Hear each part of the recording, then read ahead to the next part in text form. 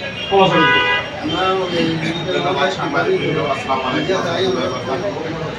মোহাম্মদ আনোয়ার হোসেন। আমার পরিচয়, আমি আমার বাড়ি মুসলিম বাড়ি জাফরনগর ইউনিয়ন। আমি মুসলিম পরিবারের সম্ভ্রান্ত পরিবারের ছেলে। আমার পূর্বপুরুষকে সবাই ইনশাআল্লাহ এই বিএনপি রাজনীতির সঙ্গে জড়িত। আমার বড় ভাই আবুল বসর সে দীর্ঘদিন জাফরনগর ইউনিয়নের সেক্রেটারি, তারপরে সভাপতির দায়িত্ব পালন করে মৃত্যুবরণ করেছেন। আমার রাজনীতির জীবন শুরু আমি 2006 সালে যখন সালাউদ্দিন কাদের চৌধুরী পরিচয়তে 12ই জুন পদার্পণ করেন, তখন থেকে আমি রাজনীতি সক্রিয়ভাবে করি। কিন্তু আমি 1994 যখন আমি এসএসসি পাস করি, তখন থেকে আমি রহমানের আকর্ষিত আসতাম, করতাম। পরবর্তী এসে আমি যখন সালাউদ্দিন কাদের চৌধুরী পরিচয়তে এসেছেন, আমি ওনার হাত ধরে এই পরিচয় রাজনীতির সঙ্গে জড়িত হয়ে গেছি। বিশেষ করে 2006 সালে 28 অক্টোবর আমাদের দেশনেত্রী বেগম খালেদা জিয়া যখন সরকার থেকে উনি ক্ষমতা হস্তান্তর করে 28 অক্টোবর, লগি বইডার যে তাণ্ডব ঢাকার মধ্যে চলেছে, তারে ধারাবাহিকভাবে 29 অক্টোবর এই ফরিদচুরির মাটিতে এই মোহাম্মদ তকিরহাট টু খিরাম পর্যন্ত ওখানে যে লগি বোর্ডের তাণ্ডব, ওই লগি বোর্ডের তাণ্ডবের শিকার আমি মোহাম্মদ আনোয়ার হোসেন, আমাদের নুরুল্লাহ সদগর সহ আমার জেঠতভাই সরওয়ার সহ আমরা এই লগি বোর্ডের তাণ্ডবের শিকার।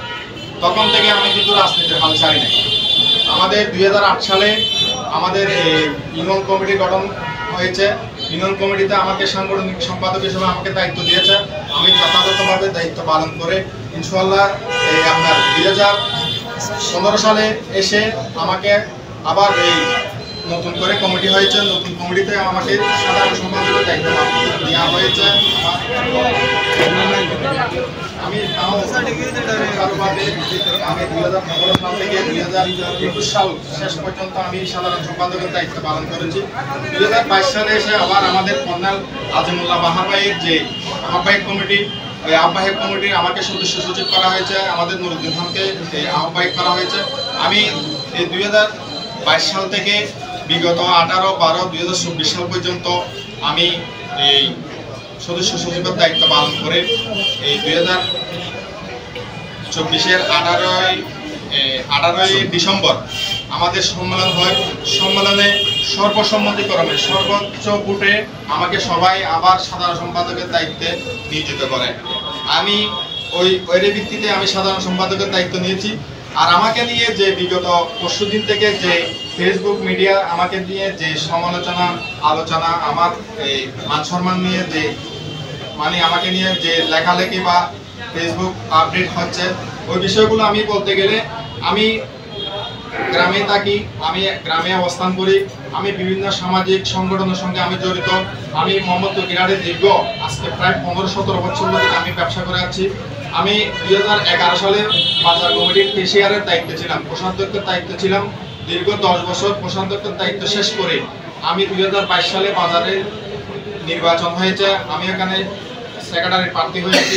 আমার সঙ্গে যিনি প্রতিদ্বন্দ্বিতা করেছেন উনি একজন ইউনিয়ন আওয়ামী লীগের সভাপতি ছিল। উনি সভাপতি ছিল বিধায় আমি ওনার সঙ্গে আমার তখন রাজনীতিক বলতে আওয়ামী লীগের তাণ্ডবের অবস্থার মধ্যে আমি এখানে সেক্রেটারি প্রার্থী হয়েছি। অনেক ষড়যন্ত্র, অনেক কিছুর বিনিময়ে আমি ওই সভাপতিকে, ওই আওয়ামী লীগের সভাপতিকে 1/3 ভোটে ওকে আমি পরাজিত করে আমি ভোট পেয়েছি টোটাল 248 ভোট। উনি মাত্র 92 ভোট পেয়ে উনি আমার থেকে পরাজিত হয়েছে। তাহলে আমার জয়টা ছিল আমার এলাকাবাসী, আমার জাতীয়তাবাদী বিএনপি দলের। তখন তারা নিরলসভাবে পরিশ্রম করে আমার জাতীয়তাবাদী দল আমাকে এই বাজার কমিটির সেক্রেটারি হিসেবে আমাকে নির্বাচিত করেছেন। আমি বাজার কমিটির সেক্রেটারি নির্বাচিত হওয়ার পরে আমাকে আমার ব্যবসায়িক বিন্দুরা আমাকে কি করেছে, আমাকে এই বাজারে অবহেলিত বাজারকে কিভাবে আমরা উন্নয়নের দিকে নিয়ে যাব সে একটা দাবি রেখেছিল। আমি সে দাবির প্রেক্ষিতে তৎকালীন আওয়ামী লীগ সরকারের এই যারা এমপি বলেন, এই উপজেলা চেয়ারম্যান বলেন, তাদের সঙ্গে আমি ফুল বিনিময় করেছি। সেটা আমার অস্বীকার করার কিছু নাই। কিন্তু ওখানে কিছু যে ছবিগুলো দেওয়া হয়েছে, কিছু এডিটও করা হয়েছে। তখন আমার পুরো প্যানেলের, আমার বাজারের ব্যবসায়ীর পুরো প্যানেল সবাই ছিল। ওই ফুলগুলো আমি আপনাদের কাছে কিভাবে দিয়েছি, স্পিকারযুক্ত রেসিপি দিয়েছি, সবগুলো আমি আপনাদের কাছে হস্তান্তর করবো। ওগুলো আমাদের কাছে সব ডকুমেন্ট আছে। ওইগুলোকে পুঁজি করে আমার মান সম্মান এবং আমার প্রতিহিংসামূলক যে রাজনীতিক কর্মকাণ্ড যে যিনি করে যাচ্ছেন, ওনাকে আমি আসলে আমি রাজনীতিতে আসছি 2006 সাল থেকে, আর ওনাকে আমি দেখতেছি মাঠে ময়দানে। আমাদের চৌধুরী সাহেব যখন এই রাজনীতি নির্বাচন করতেছে 2008 সালে, তখন তাকে নির্বাচনের কি একটা দায়িত্ব দেওয়া হয়েছিল, তখন থেকে আমি ওনাকে চিনি। কিন্তু আমি ওনার আগের রাজনীতিবিদ। আমি 2006 সালে চৌধুরীর সঙ্গে মাঠে ময়দানে কাজ করতেছি, আর ওনাকে পাচ্ছি আমি 2008 সালে। তো ওনাকে আমি বলবো যে আপনার এই সমস্ত এই কুকর্মগুলো মাঠে ময়দানে যে আপনি করে যাচ্ছেন, এগুলো আপনি অতীতে এই পরিচ্ছন্ন রাজনীতি বিএনপি থেকে অনেক নেতাকে আপনি বিভিন্নভাবে সরিয়েছেন। তার মধ্যে যেমন আমাদের আগের রাজনীতিবিদ জনাব সালাউদ্দিন আহমেদ, ওনার কর্মকাণ্ডের কারণে আমাদের সালাউদ্দিন আহমেদ এই রাজনীতি থেকে দূরে সরে গিয়েছিল। মির্জা আকবর সাহেব সরে গিয়েছিল। শাহজাদা ফারুক সাহেব এখনো কিন্তু অনেক দূরে। এই মাত্র এই রাজনৈতিক নেতার কারণে আমাদের অতীতের রাজনীতি বিভিন্ন আমাদের নেতৃবৃন্দ সবাই সরে গিয়েছে। আমরা নুরিয়ারা সাফা থেকে আমরা রাজনীতি করে আছি এই ফটিকছড়ি থেকে। তাহলে আমাদের সালাউদ্দিন ভাইকে জিজ্ঞেস করেন আমার সম্বন্ধে, মির্জা আকবরকে জিজ্ঞেস করেন, আপনার বেলাল ভাইকে জিজ্ঞেস করেন, শাহজাদা ফারুক ভাইকে জিজ্ঞেস করেন, তারপরে মনসুরকে জিজ্ঞেস করেন, আরো যারা সিনিয়র নেতৃবৃন্দ আছে সবাইকে আমার সম্বন্ধে জিজ্ঞেস করেন আমি কোন ধরনের রাজনীতি করেছি, আমার এলাকার অবস্থান কি, আমার ফটিকছড়ির রাজনীতির অবস্থান কি, আমার জাফরনগরের রাজনীতির অবস্থান কি। আমি এত নির্যাতন নিপীড়নের পরেও আমি এলাকা থেকে সরে যাই নাই, আমি এই দলের হাল ছাড়ি নাই। আমি বিগত ছাত্র আন্দোলনের সময় আমি শুধু ভারতে ছিলাম। আমার 21 তারিখ বিমানের টিকিট ঢুকেছিল। আমি 21 তারিখ এই কারফিউ ভিতর আমি ঢাকা বিমানবন্দর থেকে আমি এই মানে চিটাং ফটিকছড়ি আসা পর্যন্ত অনেক কষ্ট করে আমি চিটাং ফটিকছড়ি আসছি। আসার পরে রাত্রে আমাকে ঘর থেকে বলতেছে যে তুমি রাত্রে ঘরে দেখো না কেন, বলে এখানে এই অবস্থা। তাহলে আপনার এই 21 তারিখে পরেতে 5 আগস্ট পর্যন্ত আমি একটা রাত করে থাকতে পারি নাই। তাহলে এগুলো কার জন্য? এগুলো শুধু আমার দলের জন্য। আমি যদি আওয়ামী লীগ করতাম, আওয়ামী লীগের সঙ্গে যদি কোনো রাজনীতি করতাম, এমন যদি কোনো প্রমাণ দিতে পারে, যদি আমি কোনো আওয়ামী লীগের মিটিংয়ে গেছি, মিছিলে গেছি বা তাদের কোনো কর্মী সম্মেলনে গেছি, এরকম যদি কোনো প্রমাণ দিতে পারে, তাহলে আমি আমার দলের সিনিয়র যারা আছে তাদের সিদ্ধান্ত আমি মাথা পেতে নেব। আমি এখানে সবার সামনে সাংবাদিক সম্মেলনের মাধ্যমে বলবো। আর যারা আমাকে নিয়ে এগুলো প্রকাকাণ্ড ছড়াচ্ছে, যদি তারা প্রমাণ করতে না পারে, আমি দলের কাছে আমার সিনিয়র যারা আমাদের এই গোলাম আকবর খন্দকার উত্তর জেলার আহ্বায়ক, আমি ওনার কাছে দাবি রাখবো যে উনি যদি প্রমাণটা দিতে না পারে, তাহলে ওনাকে যিনি আমার সম্বন্ধে অভিযোগ দিয়েছে তার বিরুদ্ধে ব্যবস্থা নেওয়ার জন্য আমি আকুলভাবে আবেদন করব। আর বিশেষ করে আমি কথা বাড়াবো না, যেহেতু সাংবাদিক সম্মেলন, আমি মূল পয়েন্টটা তুলে ধরলাম যে অতীতে আমি যা কিছু করেছি আমার দলের সাথে করেছি। আমার দলের বিরুদ্ধে গিয়ে আমি এমন কোনো কর্মকাণ্ড করি না যে আমার দলের ক্ষতি হবে, আমার নেতাদের বদনামি হবে, সেরকম কোনো কর্মকাণ্ড করি নাই। যদি এখনো কোনো প্রমাণ দিতে পারেন, তাহলে আমি আমার দলের হাইকমান্ড থেকে যে নির্দেশনা দেবে আমি মাথা পেতে নেব। আসসালামু আলাইকুম ওয়া রাহমাতুল্লাহি ওয়া বারাকাতুহু।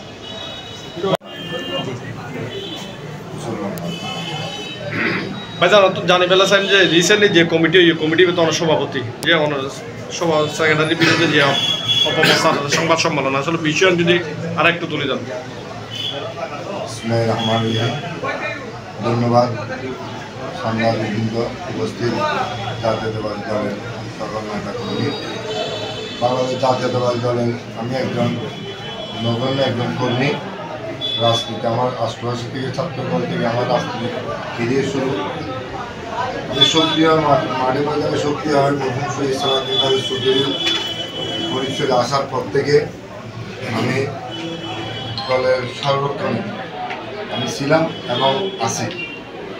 আমার সহযোগী হিসেবে আমার বর্তমান সেক্রেটারি এবং উনি আগে কমিটির সেক্রেটারি ছিলেন, যে কমিটির সম্মেলন হয়েছিল শহীদ সালাউদ্দিন চৌধুরী ফটিকছড়িতে এমপি হওয়ার পর সম্মেলন হয়েছিল, ওই সম্মেলনে গোলাম আকবর খন্দকার উপস্থিত ছিলেন।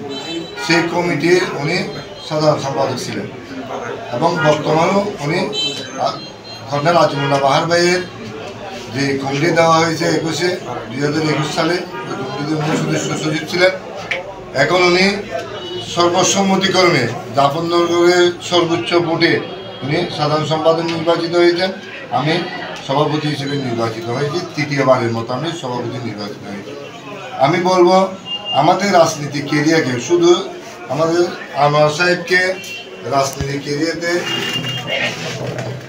পূর্ণ করার জন্য সাথে আমাকে সূত্র নিয়ে এটা অপকল্প চালানোর চেষ্টা করেছেন। যিনি করেছেন ওনাদেরকে আপনারাও চিনেন, আমরাও চিনি, যারাই অভিযোগ করেছেন আপনাদেরকেও আমরা চিনি। আপনারা কখন রাজনীতি যাচ্ছেন, আপনারা টাকার গুলি দিয়ে যে রাজনীতি করতে চাচ্ছেন, যারা সক্রিয় তৃণমূল কর্মী ওনারা কখনো টাকার কাছে বিক্রি হবে না।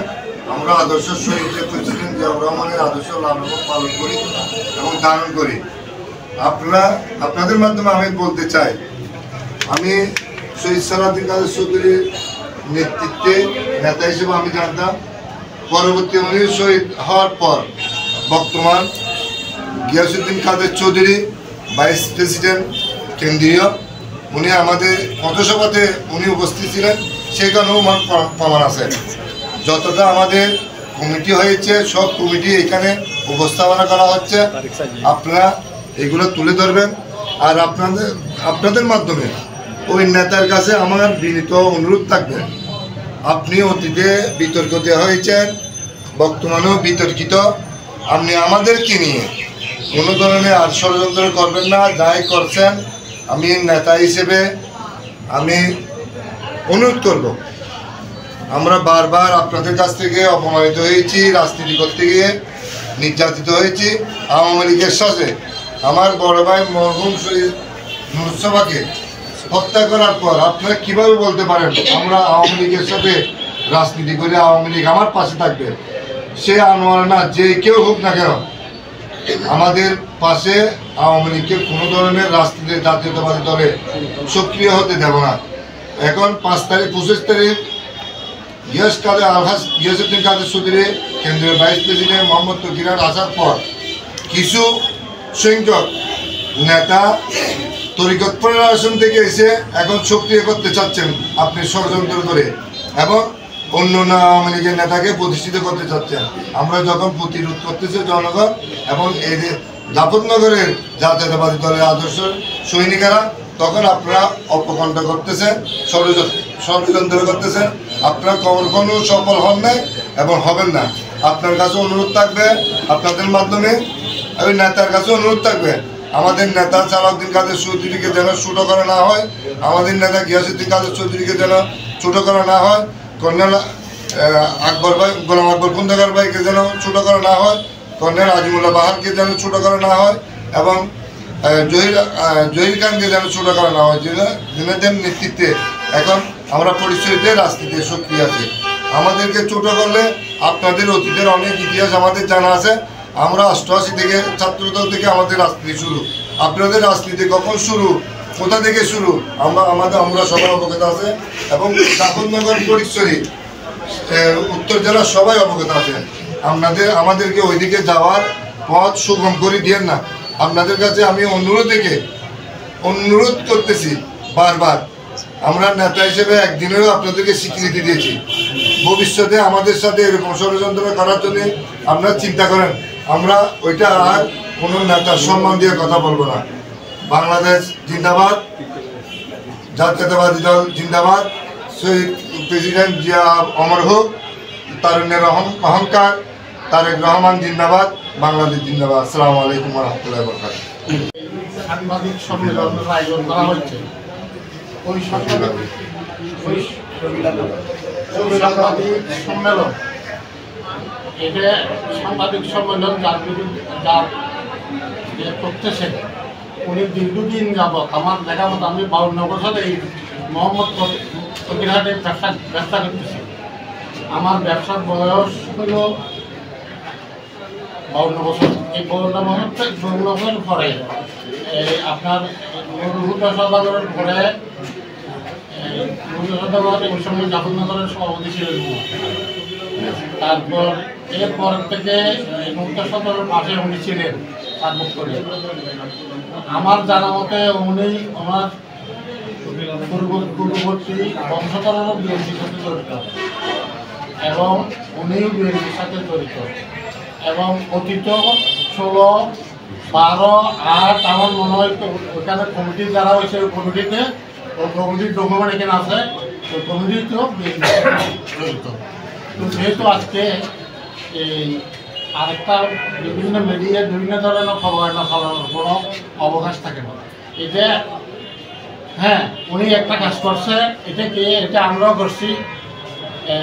মনে করেন আমরা একটা প্রতিষ্ঠানের নির্বাচিত হয়েছি, মোহাম্মদ তকিরহাট ব্যবসায়ী কল্যাণ সমিতির সভাপতি, সেক্রেটারি, কার্যকরী সদস্য সহ আমি মোহাম্মদ তকিরহাটের বর্তমান ইলেকটেড নির্বাচিত সভাপতি, আনোয়ার হোসেন সাধারণ সম্পাদক।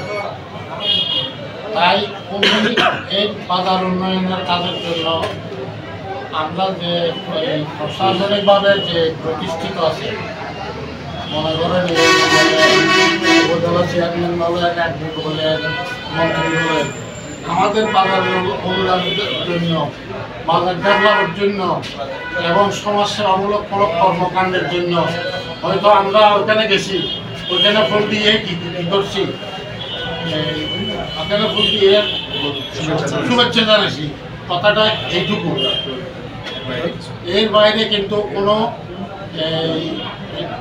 ইয়াতে আপনি বলতে পারবেন না কোনো কি বলে রাজনৈতিক প্রোগ্রামের মধ্যে সভা সমাবেশ এবং প্রচারণা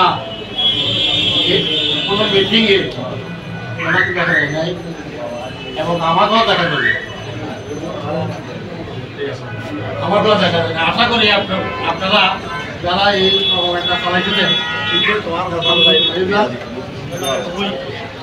আশা করি আপনারা সংশোধন হবেন, যেহেতু এটা যথাযথ ডকুমেন্টাল ব্যাপার। তাই আমি সবাইকে ধন্যবাদ জানাই, ফটিকছড়িবাসীকে ধন্যবাদ জানাই, আমার বিশ্বাস করছি। আসসালামু আলাইকুম।